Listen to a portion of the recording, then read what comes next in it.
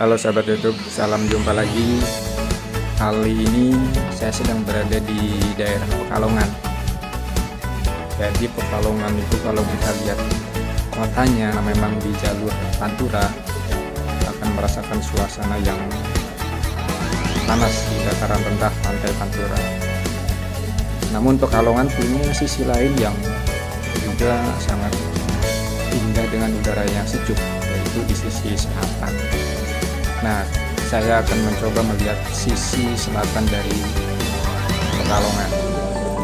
Di sisi selatan Pekalongan merupakan daerah dataran tinggi yang masih berhutan.